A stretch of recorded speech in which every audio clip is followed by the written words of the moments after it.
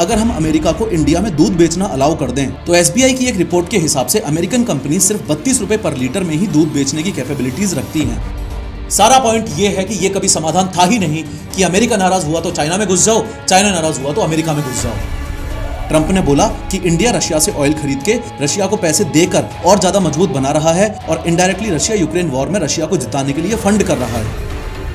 साथ ही इस H1B visa के नए रूल की वजह से छोटी छोटी अमेरिकन कंपनीज और स्टार्टअप्स के लिए इंडियन एम्प्लॉइज को अफोर्ड करना अब बहुत ज्यादा मुश्किल हो जाएगा कि दुनिया के AI रिवॉल्यूशन का हिस्सा अगर हम नहीं बन पाएंगे तो आत्मनिर्भर भारत और विश्व गुरु जैसी बातें सिर्फ और सिर्फ कागज पर रह जाएंगी। जाकर चेक कर लेना, आंसर मैं पहले ही बता देता हूं। ये एक बहुत छोटा सा रीजन है टैरिफ लगाने का, असल रीजन कुछ और ही है। लेकिन हर बार की तरह शुरू से शुरू करते हैं। देखो, इस टैरिफ के गेम में मेनली 4 चीजें शामिल हैं। इंडिया से एक्सपोर्ट करने वाली कंपनी ए, अमेरिका में इंपोर्ट करने वाली कंपनी बी, अमेरिका की पॉपुलेशन जो माल खरीदेगी और अमेरिका की सरकार यानी कि डोनाल्ड ट्रंप की सरकार जो टैक्स वसूलेगी। अब ध्यान से समझना कि जैसे ही ट्रंप ये अनाउंसमेंट करता है कि हम इंडिया पे 50% टैरिफ इंपोज कर रहे हैं, तो इसका मतलब ये होता है कि मान लो कि ये शर्ट बनाने वाली इंडियन कंपनी ट्रंप के अनाउंसमेंट से पहले अपनी शर्ट अमेरिका में 100 रुपए में बेचती थी। अमेरिका ने अगर 50% टैरिफ इंडिया पे लगा दिया तो उसका मतलब है कि अमेरिका की सरकार अब इस इंपोर्ट करने वाली कंपनी बी से एक्स्ट्रा 50 रुपए के टैक्सेस लेगी बिकने वाली हर शर्ट पे। अब ये बी कंपनी ट्रंप सरकार को पैसा अपनी जेब से क्यों दे भाई? तो ये कंपनी उस 50 रुपए का बोझ उठाकर अमेरिका की पॉपुलेशन पे डाल देगी और कुछ इस तरीके से अमेरिका की पॉपुलेशन के लिए इंडिया का सामान महंगा हो जाएगा। या फिर कुछ रेयर केसेस में कंपनीज थोड़ा बोझ खुद उठाती हैं, थोड़ा अमेरिका की पॉपुलेशन को उठाने के लिए बोलेंगी और थोड़ा एक्सपोर्टर पे भी दबाव बनाएंगी। 100 बात की एक बात ये हुई कि इंडिया से खरीदी जाने वाली जो शर्ट एक अमेरिकन को 100 रुपए की पड़ती थी, अब वो 150 रुपए की पड़ रही है। अब जब माल की क्वालिटी सेम है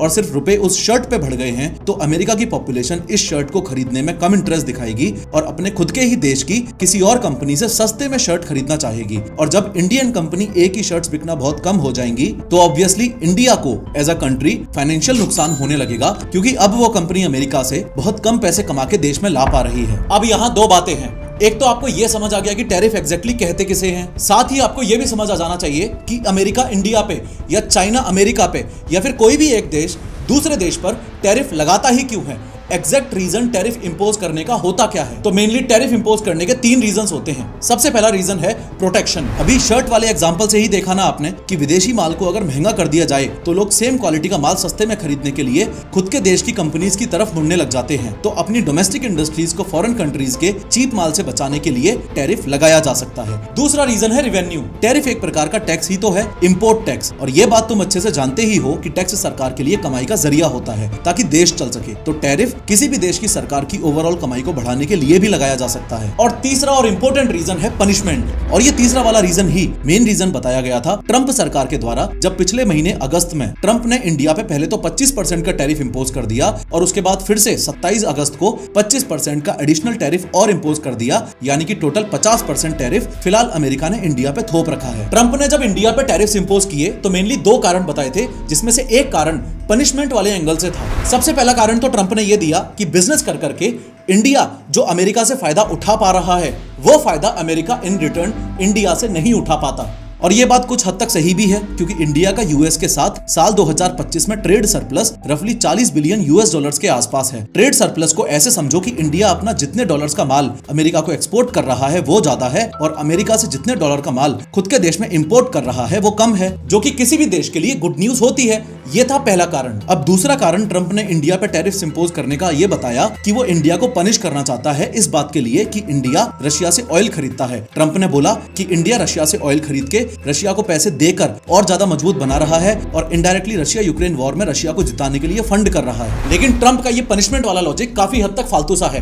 2 मिनट बाद आप लोगों को भी फालतू सा लगने लगेगा। ध्यान से बस इस रशिया के क्रूड ऑयल एक्सपोर्ट के ग्राफ को देखो। पिछले 2.5 साल का ये क्रूड ऑयल एक्सपोर्ट का ग्राफ साफ साफ बता रहा है कि रशिया से सबसे ज्यादा तेल लेने वाला देश इंडिया नहीं है बल्कि चाइना है। चाइना 47% पे है और इंडिया 38% पे है। अब ट्रंप के लॉजिक के हिसाब से तो चाइना मेन कल्प्रिट हुआ ना। असल में चाइना ज्यादा जिम्मेदार है इस चीज के लिए लिए कि रशिया को पैसे देकर और ज्यादा मजबूत बना रहा है और इनडायरेक्टली रशिया यूक्रेन वॉर में रशिया को जिताने के लिए फंड कर रहा है। तो इस हिसाब से तो सेम रीजन की वजह से चाइना पे भी खतरनाक टैरिफ ठोक देना चाहिए था, पर अमेरिका ने ऐसा नहीं किया क्योंकि रशियन ऑयल इंपोर्ट करना ये एक बहुत छोटा सा रीजन है टैरिफ लगाने का। असल रीजन कुछ और ही है। अगर रशिया से माल खरीद के रशिया को फंड करने वाला रीजन ही मेन रीजन होता तो ऐसे तो फिर अमेरिका को अपने स्ट्रेटेजिक दोस्त यूरोपियन यूनियन पे भी भारी टैरिफ ठोकना चाहिए, क्योंकि उसी सेम 2.5 साल के पीरियड में रशिया से एलएनजी और पाइपलाइन गैस खरीदने वाला लार्जेस्ट बायर है यूरोपियन यूनियन। अगर रशिया से माल खरीद के रशिया को फंड करने वाला लॉजिक ही है इंडिया पे टैरिफ्स लगाने के पीछे, तो इस हिसाब से तो अमेरिका को खुद पे भी टैरिफ्स ठोक देने चाहिए, क्योंकि साल 2024 में अमेरिका ने रशिया से टोटल $3 बिलियन से ज्यादा का माल खरीदा है, जैसे एनरिच्ड यूरेनियम, पैलेडियम और फर्टिलाइजर्स। यहां तक आपको थोड़ा थोड़ा समझ आ रहा होगा कि इंडिया पर टैरिफ्स इंपोज करने की कहानी सिर्फ रशियन क्रूड ऑयल इंपोर्ट तक लिमिटेड नहीं है, उससे कहीं ज्यादा है। रशिया से तेल लेना तो बस एक पॉलिटिकल जस्टिफिकेशन था। तो अगर Russian crude oil import main reason नहीं है टैरिफ लगाने के पीछे, तो एग्जैक्ट रीजन क्या है? एग्जैक्ट रीजन छुपा हुआ है प्राइम मिनिस्टर ऑफ इंडिया की कही गई इस बात में। भारत अपने किसानों के, पशुपालकों के और मछुआरे भाई बहनों के हितों के साथ कभी भी समझौता नहीं करेगा। टैरिफ्स लगने के बाद प्राइम मिनिस्टर ऑफ इंडिया ने यह बोला था कि हम अपने किसानों के हितों के साथ समझौता नहीं करेंगे। रियल मुद्दा यह है कि इंडिया ने अपना एग्रीकल्चरल मार्केट अमेरिका के लिए नहीं खोल रखा है और यूएस इंडिया एग्रीकल्चरल ट्रेड का ये टेंशन साल 2018 से भी पहले से ठीक ठाक रूप से चला आ रहा है। इस एग्रीकल्चरल टेंशन के बारे में बात करने से पहले मैं ये चाहता हूं कि आप लोगों को इस बात का बहुत अच्छे से एहसास हो कि 5th लार्जेस्ट इकोनॉमी होने का मतलब ये बिल्कुल भी नहीं होता है कि इंडिया अब इनफ स्ट्रांग हो चुका है। अपने देश के लोगों और मोस्ट इंपोर्टेंटली भ्रष्ट नेताओं में आज के दिन ये सेंस ऑफ अर्जेंसी डेवलप होना एक्सट्रीमली इंपॉर्टेंट है कि अभी अपना देश international politics, foreign policy, IT tech sector और एआई जैसे फील्ड्स के अंदर बहुत पिछड़ा हुआ है। इंटरनेशनल और जियोपॉलिटिकल मार्केट्स में ये देश की ताकत ही होती है जो ये डिसाइड करती है कि अमेरिका उस देश को धमका पाएगा कि नहीं। भले ही रशियन ऑयल इंपोर्ट करने वाली बात पार्शियली फर्जी हो, लेकिन अमेरिका चाइना के ऊपर इस बात के दम पर टैरिफ्स नहीं ठोक पाया। क्यों?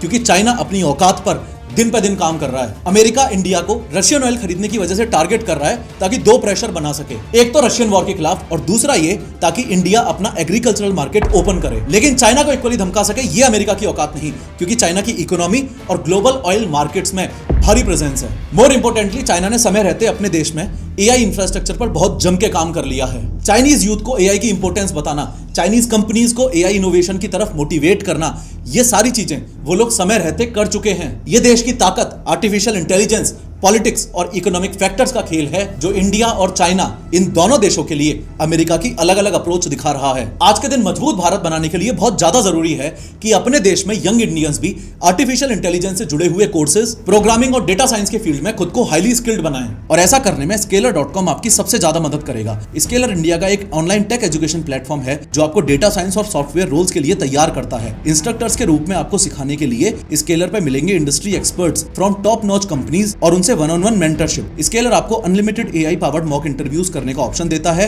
जो रियल वर्ल्ड मांग इंटरव्यूज पे ट्रेंड है, और 100+ कैपस्टोन प्रोजेक्ट्स के साथ ये भी सिखाते हैं कि यूट्यूब जैसे बाकी प्लेटफॉर्म्स आखिर काम कैसे करते हैं। मोरओवर स्केलर का एआई पावर रिज्यूमे बिल्डर आपको एक्शनेबल फीडबैक और इनसाइट्स देके आपके रिज्यूमे को और शार्प बनाने में हेल्प करता है। स्केलर आपको प्लेसमेंट असिस्टेंस प्रोवाइड करता है इन companies such as Netflix, Flipkart, Amazon and Google. In fact 90% से ज्यादा स्केलर लर्नर्स को बिग टेक कंपनीज में प्लेसमेंट मिल चुका है। सबसे बेस्ट बात यह है कि ईएमआई ऑप्शंस की वजह से सब कुछ इजीली एक्सेसिबल है। लिंक मैंने डिस्क्रिप्शन में डाल दिया है, अभी की अभी जाकर स्केलर की free live master class join करो। खैर, बात करें कि इंडिया ने अपना एग्रीकल्चरल मार्केट अमेरिका के लिए नहीं खोल रखा है, तो इंडिया एक ऐसा देश जिसकी 50% से ज्यादा पॉपुलेशन डायरेक्टली और इनडायरेक्टली एग्रीकल्चर पर डिपेंड करती हो, वो देश एग्रीकल्चर से जुड़े हुए सभी डिसीजंस बहुत सोच समझ के ले, यही सही है। इंडिया अपना एग्रीकल्चर मार्केट पूरा का पूरा अमेरिका के लिए ओपन नहीं करता, क्योंकि हमारा फार्मिंग सेक्टर देश की इकोनॉमी और रोजी रोटी का बैकबोन है। अमेरिका में सरकार बहुत ज्यादा सब्सिडीज देती है अपने फार्मर्स को, चाहे फीड की बात हो, टेक्नोलॉजी की बात हो, इंश्योरेंस की बात हो या प्राइस सपोर्ट की बात हो। उस लेवल की सब्सिडीज इंडिया अपने फार्मर्स को दे, ये अभी इंडिया के लिए पॉसिबल नहीं है। कभी जब नेताओं और कॉन्ट्रैक्टर्स की जेबें भर जाएंगी तब भले ही सरकार किसानों के बारे में सोचे, लेकिन फिलहाल तो पॉसिबल नहीं है। इसका मतलब ये हुआ कि अमेरिका के खेतों में वही सेम आउटपुट तैयार किया जा सकता है काफी कम प्राइस पर इंडिया के छोटे फार्मर्स का मार्जिन बहुत कम होता है। ये अभी उस लेवल पर नहीं है जिस लेवल पर अमेरिका के किसान हैं। तो अगर US farm products freely India में आ गए तो अपने देश में वो बहुत ज्यादा सस्ते में बिक पाएंगे और लोकल किसानों से आम जनता एग्रीकल्चरल और डेयरी प्रोडक्ट्स खरीदना बंद कर देगी। फॉर एग्जांपल, अगर हम अमेरिका को इंडिया में दूध बेचना अलाउ कर दें तो एसबीआई की एक रिपोर्ट के हिसाब से अमेरिकन कंपनी सिर्फ 32 रुपए पर लीटर में ही दूध बेचने की कैपेबिलिटीज रखती हैं। और अगर ऐसा होता है तो इंडिया के पशुपालकों का फ्यूचर खतरे में आ जाएगा, क्योंकि वो 52 से 55 रुपए पर लीटर से नीचे नहीं दे पा रहे। ये एक रीजन है जिसकी वजह से इंडिया अपना एग्रीकल्चरल मार्केट अमेरिकन कंपनीज के लिए ओपन नहीं कर रहा है। दूसरा रीजन है जेनेटिकली मॉडिफाइड क्रॉप्स, यानी कि जीएम क्रॉप्स। अमेरिका में बनने वाली क्रॉप्स जेनेटिकली मॉडिफाइड क्रॉप्स होती हैं और इंडिया में ये क्रॉप्स बैन है। देखो, सिंपल शब्दों में समझो, जीएम या जेनेटिकली मॉडिफाइड क्रॉप्स का मतलब है ऐसे बीज जिनके जीन्स को लैब में मॉडिफाई करके उनको एक्स्ट्रा क्वालिटीज दी जाती हैं, जैसे कि ज्यादा फास्ट ग्रो करना, इंसेक्ट्स से बचना या कम पानी में सर्वाइव करना। साइंटिस्ट लोग एक प्लांट के डीएनए में दूसरे ऑर्गेनिज्म का जीन डाल देते हैं ताकि क्रॉप ज्यादा आउटपुट दे या पेस्टिसाइड कम लगे। अमेरिका के साथ साथ और भी कुछ देश जीएम क्रॉप्स को इसलिए बनाते हैं क्योंकि उनसे फार्मिंग सस्ती होती है, यील्ड ज्यादा मिलता है और पेस्ट का खतरा कम हो जाता है। अब इंडिया में सबसे बड़ा इशू ये है कि जीएम क्रॉप्स का लोगों की हेल्थ और एनवायरनमेंट पर लॉन्ग टर्म इंपैक्ट क्या पड़ेगा, इस बारे में हमें अभी बहुत कम पता है। जेनेटिकली मॉडिफाइड क्रॉप्स के मामले में अपने देश के फार्मर्स और साइंटिस्ट अभी काफी डिवाइडेड हैं। साइंटिस्ट फेवर में हैं और देश के किसान मोस्टली अगेंस्ट में हैं। इंडिया में फ्यूचर में कभी भी अगर जीएम क्रॉप्स को लार्ज स्केल अप्रूवल मिला भी तो सिर्फ तब मिलेगा जब 100% इस बात की श्योरिटी हो जाए कि लोगों के लिए ये सेफ है और किसानों के लिए इकोनॉमिकली घातक साबित नहीं होगी। इंडिया सिर्फ एक ही जीएम क्रॉप का इंपोर्ट देश में अलाउ करता है और वो है कॉटन, जो कि खाने वाली क्रॉप नहीं है। ये बैन सिर्फ अमेरिका के जीएम क्रॉप्स पर नहीं बल्कि सभी कंट्रीज के लिए है, चाहे बीज यूएस का हो, ब्राजील का या कोई और कंट्री का। जब तक इंडिया की genetic engineering appraisal committee GEAC proper testing करके ग्रीन सिग्नल नहीं देती तब तक कमर्शियल खेती अलाउड नहीं है। मतलब सिंपल लैंग्वेज में इंडिया के खेतों में जीएम क्रॉप्स सिर्फ तब उग सकती हैं जब इंडिया उसको 100% अप्रूवल दे,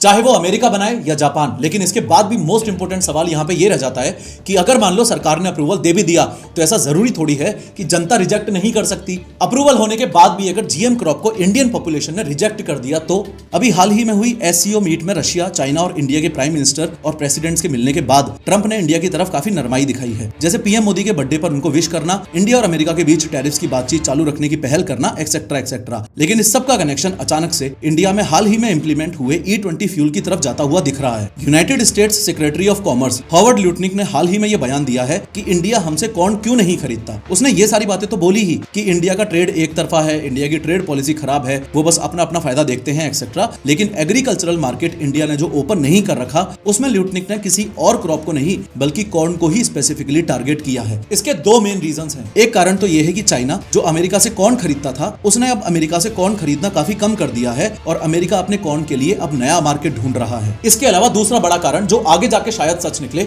वो ये कि अमेरिका की नजर में ये बात बहुत अच्छे से साफ तौर पे आ चुकी है कि इंडिया बहुत एग्रेसिवली अपने देश के अंदर E20 फ्यूल का इंप्लीमेंटेशन करने जा रहा है। E20 फ्यूल का मतलब है कि भारत के सभी पेट्रोल पंप्स पर प्योर पेट्रोल ना मिलके ऐसा पेट्रोल मिलेगा जिसमें 20% तो इथेनॉल होगा और 80% ही पेट्रोल होगा। अब इथेनॉल बनता है कॉर्न से और आगे आने वाले 2 सालों में इंडिया को कॉर्न की बहुत खतरनाक डिमांड होने वाली है। जैसे ये बात अमेरिका की नजर में आई तो उन्होंने स्पेसिफिकली टारगेट करना शुरू कर दिया इंडिया में कॉर्न को। उन्होंने बोला कि सारी बातें बाद में हैं, सबसे पहले आप हमसे कॉर्न खरीदना शुरू करो। अब इंडिया बेसिकली अमेरिका से कॉर्न इसलिए नहीं खरीद रहा था क्योंकि India already enough corn produce कर लेता है। इनफैक्ट पिछले से पिछले साल तो इंडिया नेट एक्सपोर्टर था कॉर्न का, यानी कि हमारे पास एक्स्ट्रा माल प्रोड्यूस हो गया था, हमने दूसरे देशों को बेचा है वो माल। लेकिन E20 इथेनॉल ब्लेंडेड फ्यूल की वजह से देश में कॉर्न का कंजम्पशन ज्यादा हुआ, जिसकी वजह से सिर्फ पिछले साल ही इंडिया को कॉर्न इंपोर्ट करना पड़ा और वो भी इंडिया ने यूक्रेन और म्यांमार से किया क्योंकि इन दोनों देशों से नॉन जीएम कॉर्न मिल रहा था, यानी ऐसा कॉर्न जो जेनेटिकली मॉडिफाइड नहीं है। पर अमेरिका देता है जेनेटिकली मॉडिफाइड कॉर्न जो कि इंडिया में बैन है। तो ये था आंसर हॉवर्ड ल्यूटनिक के लिए। लेकिन साथ ही साथ अब पॉसिबिलिटी बन रही है कि अमेरिका और इंडिया के बीच जो टैरिफ वॉर खत्म करने के लिए बातचीत चल रही है उसमें यह कंक्लूजन निकाला जाए कि E20 इथेनॉल ब्लेंडेड फ्यूल के लिए जो कॉर्न चाहिए वो हम अमेरिका से ले लेंगे। और अगर ये डिसीजन इंडिया लेता है तो मोदी सरकार का किसानों से किया हुआ वादा फर्जी हो जाएगा, क्योंकि E20 इथेनॉल ब्लेंडेड फ्यूल की वजह से सरकार ने देश के किसानों से जो वादा किया था कि उनका धंधा और ज्यादा बढ़ेगा क्योंकि इथेनॉल बनाने के लिए ज्यादा कॉर्न चाहिएगा, ये वादा पूरी तरह से झुटला जाएगा। सोचा। जो भी हो रहा हो, लेकिन ट्रंप के टैरिफ्स की वजह से इंडिया का झुकाव अब ब्रिक्स की तरफ और ज्यादा देखने को मिल रहा है। ब्रिक्स एक ग्रुप है 5 बड़े डेवलपिंग कंट्रीज का, ब्राजील, रशिया, इंडिया, चाइना और साउथ अफ्रीका। ब्रिक्स बनाने का आइडिया बड़ा ही सिंपल था। ये पांचों इमर्जिंग इकोनॉमीज हैं और इनको मिलकर अपनी आवाज बुलंद करनी चाहिए, ताकि सिर्फ अमेरिका, यूरोप या फिर यूं कह लो कि सिर्फ वेस्ट की मोनोपोली ना रहे ग्लोबल फाइनेंस, ट्रेड और पॉलिटिक्स में। और अब वापस उसका सेकंड वर्जन यानी कि 2.0 शुरू हो चुका है, जो वर्ल्ड वॉर 2 के बाद 1945 से लेकर 1990 के बीच अमेरिका और सोवियत यूनियन के बीच चला। That is cold war. Cold war 2.0 थोड़ा अलग है। पावर डिस्ट्रीब्यूशन होता हुआ दिख रहा है। पावर काफी हद तक वेस्ट से ईस्ट की तरफ शिफ्ट हो रही है। लेकिन यह बात इंडिया भी अच्छे तरीके से जानता है कि अमेरिका को छोड़ के पूरी तरह से ब्रिक्स में घुस जाना समाधान नहीं है। ब्रिक्स अमेरिका पर डिपेंडेंसी खत्म करने के लिए है और अपने ट्रेड ऑप्शंस को डाइवर्सिफाई करने के लिए है, अमेरिका से रिश्ते खत्म करने के लिए नहीं है। जहां तक मेरा मानना है, अगर किसी इंडस्ट्री को ट्रंप से सबसे ज्यादा खतरा है तो वो है इंडिया की आईटी इंडस्ट्री। ट्रंप सरकार के द्वारा हाल ही में लिए गए 2 डिसीजंस ऐसे हैं जैसे ट्रंप इंडिया की आईटी इंडस्ट्री को जानबूझ के डिस्ट्रॉय करने की कोशिश कर रहा है क्या। एक डिसीजन तो है हायर एक्ट 2025 का, जो कि 7 सितंबर को प्रपोज किया गया और अभी ये बिल पास नहीं हुआ। और दूसरा डिसीजन है जो एकदम हाल ही में लिया गया, H1B वीजास पे $1 लाख की फीस इंपोज करने का। हायर एक्ट 2025 का मतलब है halting international relocation of employment act. ये एक यूएस सेनेटर ने प्रपोज किया है। इस एक्ट का मतलब है कि जो भी अमेरिकन कंपनीज अपने देश के बाहर दूसरे देशों में लोगों को काम दे रही हैं, मेनली इंडियन आईटी कंपनीज को, उन पर 25% एक्साइज टैक्स लगेगा। इसका मतलब ये हुआ कि अगर कोई अमेरिकन कंपनी फॉरेन वर्कर्स को पेमेंट करेगी तो उस पेमेंट पर 25% का एक्स्ट्रा टैक्स लगेगा, जो वो अमेरिकन कंपनी ट्रंप सरकार को देगी। और इससे भी जरूरी बात, ये पेमेंट्स जो फॉरेन सर्विसेज के लिए की जाएंगी, उनको वो कंपनीज टैक्स डिडक्शन के रूप में क्लेम नहीं कर पाएंगी, यानी कि टैक्स में छूट नहीं मिलेगी उन पेमेंट्स पे। अब इसको इंडिया के एंगल से समझो। अभी इंडिया के पास में कॉम्पिटिटिव एडवांटेज ये है कि यहाँ पर सर्विस कॉस्ट कम है, इसलिए हर बड़ी अमेरिकन आईटी कंपनी का ऑफिस अपने यहाँ इंडिया में तो है ही। क्योंकि आप इस पूरे कॉन्सेप्ट को अगर बिगर पिक्चर से देखने की कोशिश करोगे तो भले ही अपने देश की बड़ी बड़ी आईटी कंपनीज सूट और टाई में एम्प्लॉयज बिठा के बढ़िया ऑफिस से भले ही काम करवा रही हो, लेकिन अमेरिकन कंपनीज के लिए ये है तो एक मजदूर मंडी ही। अपने देश की आईटी कंपनीज का मेन फोकस हो गया है यूएस क्लाइंट्स ढूंढो, जल्दी से जल्दी ज्यादा से ज्यादा आईटी सर्विसेज दो, भले ही वो बीपीओ, कॉल सेंटर एक्सेट्रा की सर्विसेज हो, और कैसे भी करके बस डॉलर्स में कमाओ। जबकि असलियत यह है कि इंडिया का आईटी सेक्टर पूरी दुनिया में कितना पावरफुल होगा और कितना नहीं, यह सिर्फ इस बात पर डिपेंड करता है कि हमारा रिसर्च और इनोवेशन पर कोर कितना फोकस है। सरकार हो चाहे कंपनीज हो, रिसर्च और इनोवेशन पर फोकस सबसे कम है और पूरा फोकस सिर्फ इस बात पे होके रह गया है कि कैसे आईटी कंपनीज के एम्प्लॉइज को पूरी तरह से निचोड़ लिया जाए। अगर by chance hire act pass हो गया तो फिर करते रहना ये 70 आवर्स पर वीक वाली बातें। खैर, मुद्दे की बात यह है कि अमेरिकन कंपनीज इंडिया में भले ही स्किल की वजह से भी काम देती हो, लेकिन मेनली उनका इंपॉर्टेंट रीजन ये है कि इंडियन कंपनीज में दिया गया काम उनको सस्ता पड़ता है। अगर हायर एक्ट की वजह से अमेरिकन कंपनीज को 25% एक्स्ट्रा टैक्स देना पड़ेगा और उन्हें टैक्स डिडक्शन में छूट नहीं मिलेगी, तो इंडिया के लोगों को आईटी का काम देना दिक्कत की बात होगी ही होगी। सेम गेम अभी ट्रंप ने H1B वीजास पर 88 लाख रुपए की फीस इंपोज करके भी खेला। एक ऐसी फीस जो कि पहले ज्यादा से ज्यादा सिर्फ 3.5 लाख रुपए के आसपास ही हुआ करती थी। H1B वीजा एक स्पेशल टाइप का यूएस वर्क वीजा है, जिसके थ्रू अमेरिकन कंपनीज बाहर के स्किल्ड लोग, mostly engineers, IT professionals, doctors etcetera को यूएस बुलाकर काम करा सकते हैं अगर उनको अमेरिका में वैसे लोग नहीं मिल रहे हैं। तो ये visa mainly IT industry, engineering और टेक्नोलॉजी जॉब्स के लिए ही होता है। ये कुछ ऐसा है कि अगर किसी अमेरिकन आईटी कंपनी को लगा कि इंडिया का ये एक्स बंदा सही स्किल्ड है, तो वो कंपनी उस बंदे का H1B वीजा स्पॉन्सर करेगी और अपने देश बुलाएगी। 70% से ज्यादा H1B वीजा होल्डर्स इंडियंस ही हैं। ट्रंप की सरकार का ये कहना है कि H1B वीजा के थ्रू फॉरेन वर्कर्स आके अमेरिकन लोगों की नौकरियां छीन रहे हैं, जिसकी वजह से अमेरिका के लोकल लोगों को नुकसान हो रहा है। इसलिए H1B वीजा ट्रंप ने इतना ज्यादा महंगा कर दिया ताकि अमेरिकन कंपनीज बहुत सोच समझकर फॉरेन वर्कर्स को अमेरिका में बुलाएं, स्पेशली इंडियन आईटी प्रोफेशनल्स को। इस H1B वीजा रूल इंप्लीमेंटेशन के थ्रू ट्रंप का मैसेज एकदम क्लियर है, पहले अमेरिकन को नौकरी दो, बाकी सब बाद में देखेंगे। ट्रंप के इस H1B वीजा के नए नियम की वजह से कंपटीशन अब इसलिए बढ़ जाएगा क्योंकि अमेरिकन आईटी कंपनीज बहुत ज्यादा सोच समझ के डिसीजंस लेंगी। किसी एम्प्लॉय का वीजा स्पॉन्सर करने में अगर इतना ज्यादा दाम लग रहा है तो अमेरिकन कंपनीज बहुत सोच समझ के ये डिसीजन लेंगी ना कि किस बंदे पर पैसा खर्च करना है, कितना पैसा खर्च करना है, वो बंदा कितना स्किल्ड है और कंपनी को एग्जैक्टली कितना प्रॉफिट कमा के दे पाएगा। साथ ही इस H1B वीजा के नए रूल की वजह से छोटी छोटी अमेरिकन कंपनीज और स्टार्टअप्स के लिए इंडियन एम्प्लॉइज को अफोर्ड करना अब बहुत ज्यादा मुश्किल हो जाएगा। लॉन्ग टर्म में ट्रंप के इस डिसीजन की वजह से ऑफशोरिंग का ट्रेंड और ज्यादा बढ़ेगा, मतलब यूएस जाने का भूल जाओ, इंडिया में बैठ के ही अमेरिका का काम करो। पर इसका भी मैंने आपको ऑलरेडी बता दिया है कि हायर एक्ट के थ्रू ट्रंप इस चीज पर भी 25% टैक्स लेने वाला है अगर वो बिल पास हुआ तो। दिक्कत सबसे बड़ी ये है कि लोगों को लग रहा है कि जो अमेरिका इंडियन आईटी इंडस्ट्री का इतना अच्छा दोस्त था, वो America he Indian IT industry का इतना बड़ा दुश्मन बन गया। पर असलियत ये है कि इंडियन आईटी इंडस्ट्री का सबसे बड़ा दुश्मन हमेशा से ही डिपेंडेंसी है। दुनिया की टॉप 10 आईटी कंपनीज उठा के देख लो, हार्डली एक कंपनी इंडिया की है। दुनिया की टॉप 10 एआई कंपनीज उठा के देख लो, एक भी कंपनी इंडिया की नहीं मिलेगी। दुनिया के साथ अच्छे से कॉम्पीट करने के लिए हमारे पास ये एक आखिरी मौका बचा था कि चाहे जो हो जाए, हम फोर्थ इंडस्ट्रियल रिवॉल्यूशन को अपने हाथ से नहीं जाने देंगे। अमेरिका और चाइना के साथ कंधे से कंधा मिलाकर चलेंगे। आप में से जिन लोगों को नहीं पता उनको ये बता दूं कि जैसे पहले स्टीम इंजन ने फैक्ट्री को, इलेक्ट्रिसिटी ने घर को और कंप्यूटर ने ऑफिस को बदला था, वैसे ही आर्टिफिशियल इंटेलिजेंस दुनिया की हर इंडस्ट्री को पूरी तरह से बदल रहा है। इसलिए एआई को फोर्थ इंडस्ट्रियल रिवॉल्यूशन कहा जाता है। इंडिया अभी एआई रेस में इतना ज्यादा स्लो है कि इनोवेशन और रिसर्च पर ध्यान ही नहीं है, ना कंपनीज का ना मंत्रियों का। अगर कंपनीज की बात करूं तो अमेरिका और चाइना जैसे देशों में एआई के रिसर्च लैब्स, यूनिवर्सिटीज और ग्लोबल क्वालिटी स्टार्टअप्स बहुत आगे हैं। इंडिया में ज्यादा फोकस आईटी सर्विसेज पर है, कोर एआई इनोवेशन पर नहीं है। आईटी सर्विसेज दे देके रेवेन्यू के लिए अमेरिका पर डिपेंडेंसी हमारी इतनी ज्यादा है कि इंडिया की टॉप आईटी कंपनीज का 50% से ज्यादा रेवेन्यू शेयर अमेरिका से ही आता है। टाटा कंसल्टेंसी सर्विसेज टीसीएस का 49.5% रेवेन्यू शेयर यूएस से है, इन्फोसिस का 52%, विप्रो का 54.5%, एचसीएल टेक्नोलॉजीज का 61.7% और टेक महिंद्रा का 58.8%। अगर नेताओं की बात करूं तो prime minister Narendra Modi, minister of electronics and information technology Ashwini Vaishnaw, finance minister Nirmala Sitharaman, NITI Aayog, ministry of science and technology, ministry of home affairs, ministry of education etcetera, ये सब जो देश में एआई को बढ़ावा देने के लिए रिस्पॉन्सिबल हैं।